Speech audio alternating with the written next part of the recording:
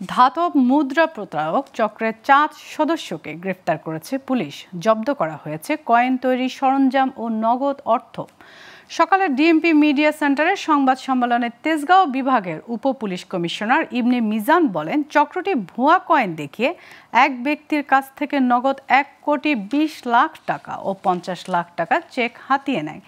এক একটি coin $20 billion বিক্রি করা যাবে বলে এমন প্রলোভন দেখিয়ে ফাঁদপাতে চক্রটি। গ্রেফতার করা 4 জনের নামে প্রতারণা সহ একাধিক মামলা রয়েছে বলে জানায় পুলিশ।